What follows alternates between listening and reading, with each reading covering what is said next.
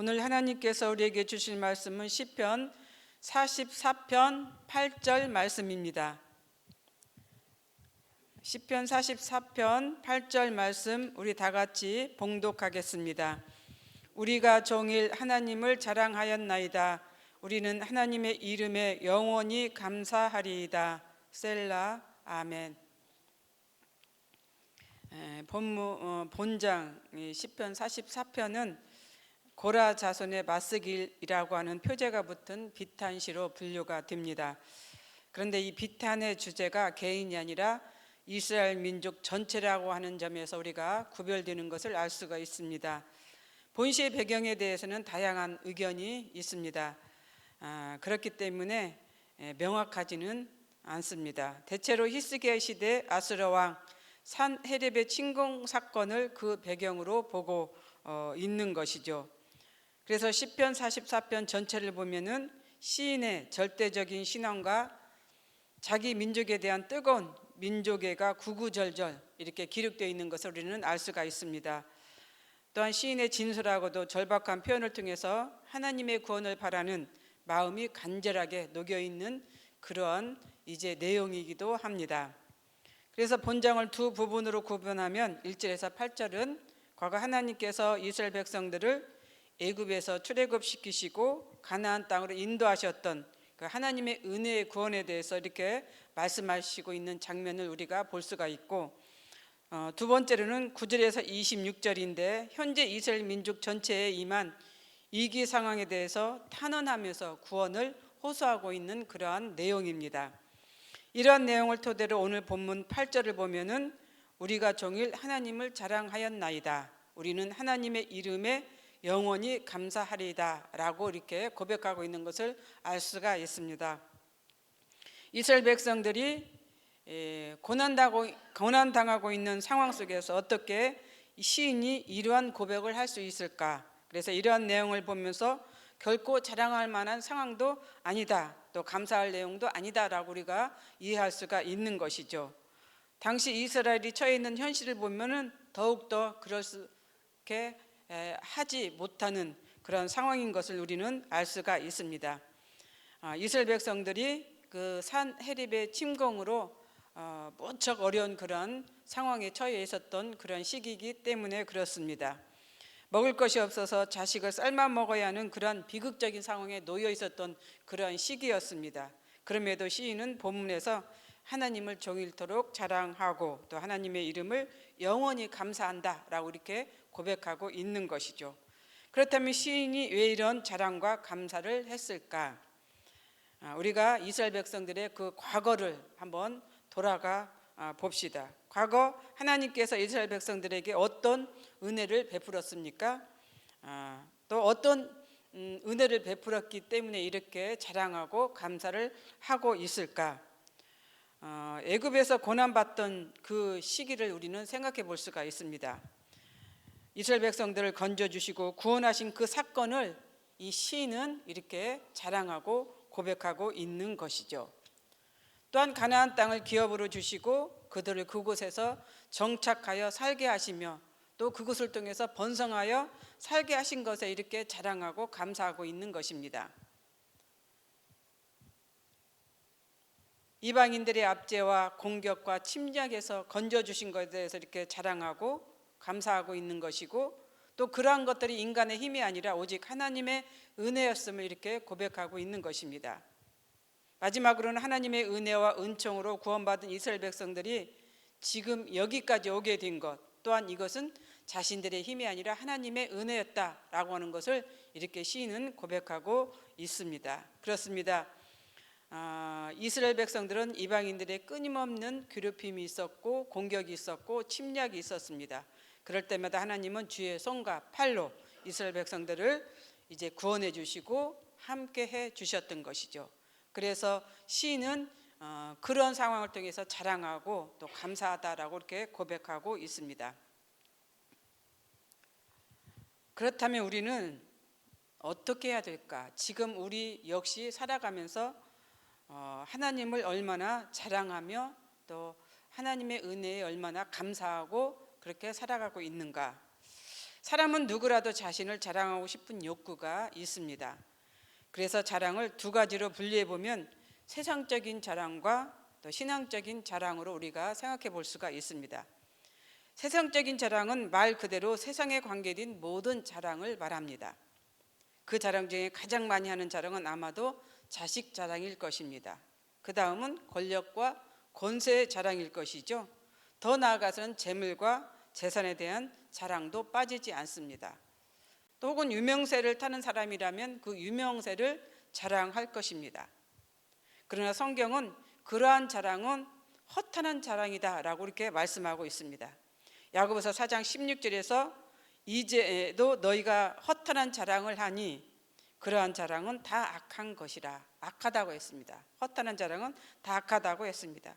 예레미야 9장 23절에서도 지혜로운 자는 그의 지혜를 자랑하지 말라, 용사는 그의 용명을 자랑하지 말라, 부자는 그의 부함을 자랑하지 말라라고 이렇게 기록하고 있습니다. 그렇다면 신앙적인 자랑은 무엇일까?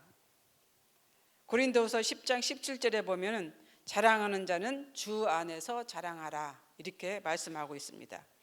예레미야 9장 24절에서도 자랑하는 자는 이것으로 자랑할지니 곧 명철하여 나를 아는 것과 나 여호와는 사랑과 정의와 공의를 땅에 행하는 자인 줄 깨닫는 것이다 이렇게 말씀하고 있습니다. 즉 자랑은 주 안에서 자랑해야 되고, 또 자랑은 명철하여 여호와를 아는 것과 사랑과 정의와 공의를 땅에 행하는 것을 깨닫는 것이 자랑이라고 그렇게 여기서 말씀하고 있습니다. 그 다음 성경은 이제 개인을 위한 자랑을 말씀하고 있습니다.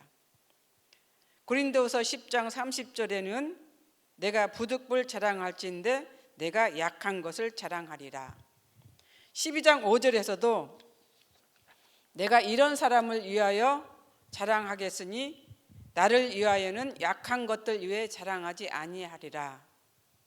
그렇다면 여기서 약한 것이란 무엇을 의미할까? 이 말씀은 사도 바울이 하고 있는 것이죠. 사도 바울을 통해서 본 약함은 육체의 모습이나 신체적인 면에 있어서의 허약함을 말하고 있습니다. 또한 세상적인 것을 가지지 못한 약함도 포함이 되는 것이죠. 혹은 우리가 걸어가는 신앙의 길에는 좋은 것만 있는 것이 아니죠. 좋은 길만 있는 것이 아니죠. 악한 길, 고난의 길도 있습니다. 이런 것들을 포함하고 있습니다. 하지만 이러한 것들은 자랑과는 거리감이 있는 그 역설적인 표현입니다. 그런데 이러한 표현을 이야기한 것은 바울 자신이 인간적인 면에서 약하면 약할수록, 또 영적인 면에서는 더욱 강해져가고 하나님의 능력으로 충만하게 된다는 것을 의미하고 있기 때문에 이런 표현을 한 것입니다. 우리가 강하면 강할수록 하나님을 의지하는 것이 부족하겠죠. 그러나 약하면 약할수록 우리가 하나님을 의지하는 것이 강하게 됩니다. 물론 다는 아니지만 세상에서 가진 것이 많으면 많을수록 하나님을 의지하기란 쉽지가 않습니다. 반대로 부족하면 부족할수록 누군가를 의지하기 쉽죠. 그 대상이 신앙이라면 당연히 하나님일 것입니다. 사도 바울이 말하는 약함은 이런 것을 의미합니다. 그래서 개인을 위한 자랑은 세상적인 것이 아니라 자신의 약함을 자랑하라고 한 것이죠.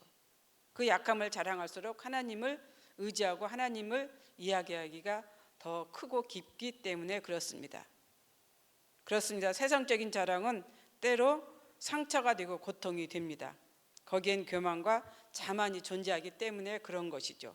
순수함이 없는 자랑이다 보니 오히려 그것이 자신에게 상처를 주게 됩니다.